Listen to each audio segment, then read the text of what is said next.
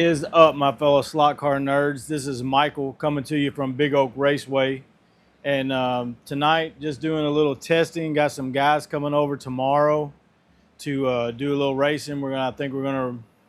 I don't know if we're gonna really race or it's just gonna be like a test and tune kind of situation. But I got some M1 124 cars here that all have Bobcat tires, and two of them have stock guides, and the other one has a slot invasion guide. I might put those on there. I got some slot invasions in the house. I might go ahead and just throw them on there. Or I got some stock ones out here. I might just replace that other one. But yeah, we're gonna run some. We're gonna run some times to see if I got everything set up right. I got these. Everything's at 80%. On power, 18 volts on the power supply, and 20 on the brake. So I'm going to run some of these and see what kind of times I can get on here. We're all going to be running these True Speed controllers. They only have the lane change button, no brake on the back. So yeah, we're going to see what kind of times we can get on these M1s. So here we go.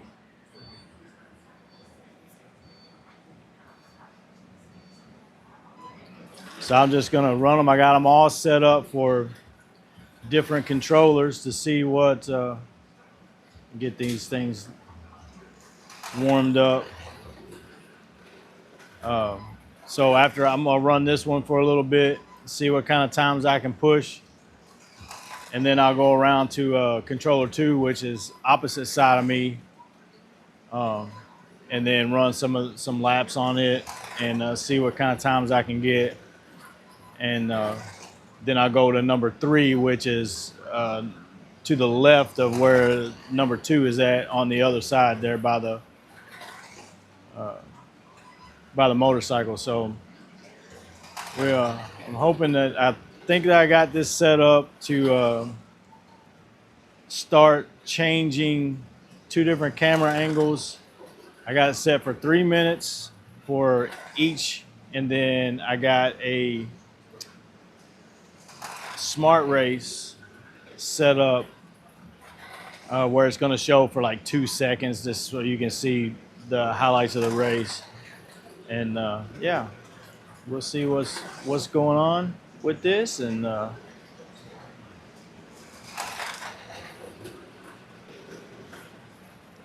been running for 1.25 minutes.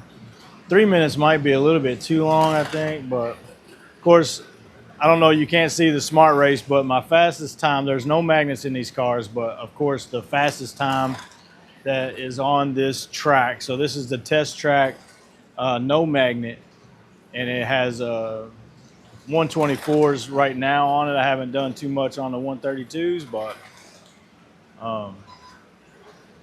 yeah, we'll see what we can get. The fastest lap is the track record on this test track is a 7.2, which is a Scale Auto Mercedes with the nuts and bolts chassis on there. It's really fast, and Greg, does not like it because he can't really beat it. I mean, I think he's got me on with one of his cars right now on slot sync, but still trying to get used to this track. So it looks like 8.5. It's probably the best I can get. Maybe I'll run the whole tank of gas out. Looks like we got a fastest lap for the 8.500. So in this car, it's weird because I tried to set it up for controller 3, and every time it would take it, but then when I would take it off the track and put it back on the track, it would like jump, and then it would reset to controller number 1. So I guess I'm gonna have to drive it tomorrow.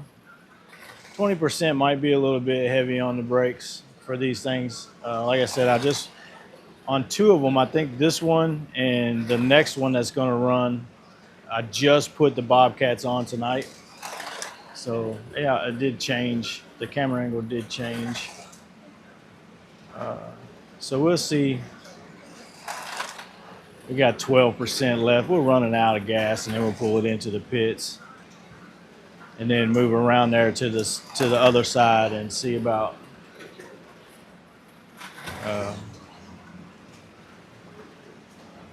running from position number 2. Like I said, this is fairly new. I mean, maybe this is the second week of the track being all set up. I'm not looking to change it, I don't think. There is a piece over there in that corner right before the, okay, we're out of gas. So we'll put it in the pits and go to the next car. But yeah, the over here right before you get to the squeeze, it was separating. So I pulled it apart, and it feels like it's just a quarter of a piece, quarter straight, but I don't have any. David's supposed to bring one. See that car? See, this is a little bit better here because the brake does feel like it's a coast. So that other car, 20% brake, and it felt like it was higher than that. See how that car is coasting? Obviously gonna get quicker times with it, but we'll run the gas out of this one and see what's going on with it. But like I said, no magnets.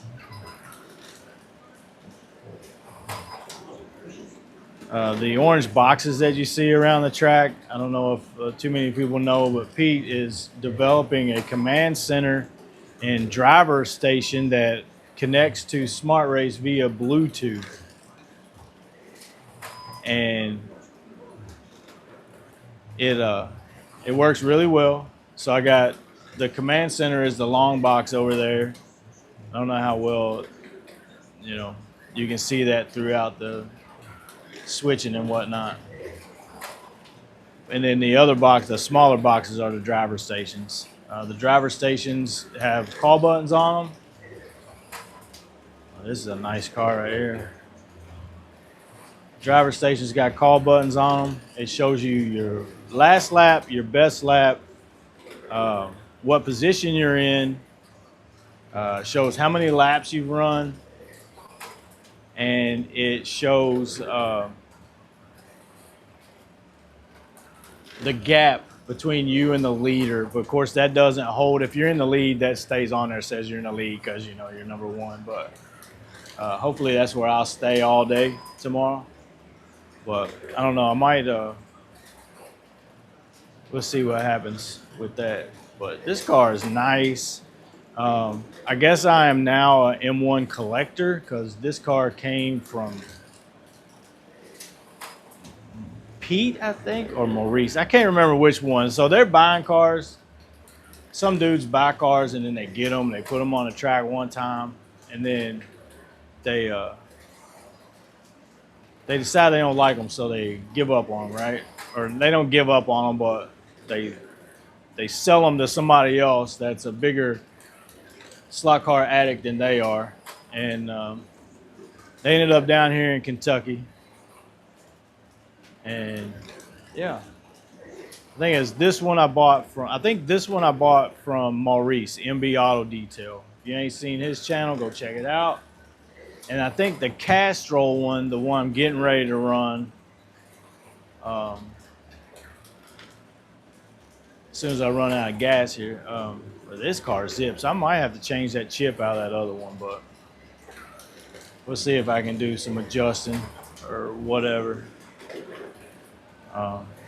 Replace it with another. Look at that first D slot. Ugh. And then the other one I got from Warren, the first one that I ran, I got from Warren, Light Tech Slots. If you're looking for stuff, holler at your boy Warren, because he'll find it for you if he don't have it. He does ship from the States for you guys that are in the United States. He's in Canada, but looks like we're just about out of gas. So I'm gonna go ahead and pull this one in. Oh, jammed it up. Maybe that helped it.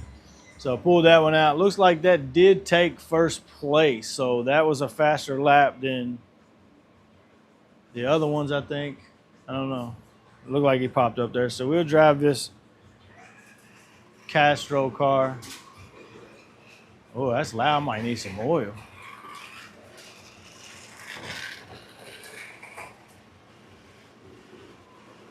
Pretty good outlap though, I guess. Let's see what we can kind of do with this running. But I set these up, I think, pretty decent. They all should be about equal, except for that one's a little funky. So I'll take a look at that tonight or later on tonight or in the morning before they get here. I might take like I said, take a chip out of another 124 car because I don't think I have any more over there, but just because I want everything to be equal.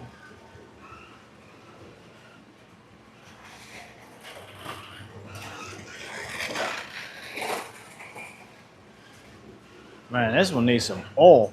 But I did set up some Corvettes. I don't know if I'll run them tonight, but David, one of the guys coming over tomorrow, had some Corvettes he wanted to trade. I traded him a Red Bull Sergio Perez RB20, brand new that I had for 3 or 4 months that I never took out of the box.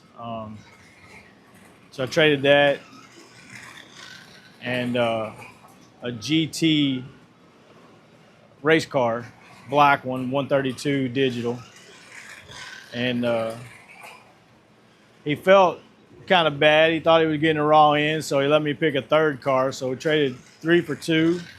And I took that car and set it up to run with the DTM series. I got 3 cars. I got an Audi, 2 BMWs.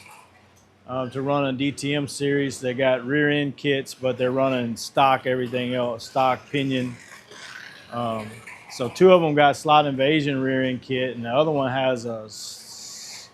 No, I think that one of the ones that I had, I just left the.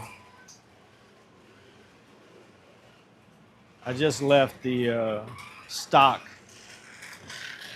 Left it stock. This car. I don't know how close it is to the others, but it looks like it's still in third because I got some yellow over there. Still kind of learning this track. I think I got my brake zones down, so brake right there, get on it, brake at that bridge, get on it around here, brake right about where the big oak pedestrian bridge is right there at the end of the pit lane.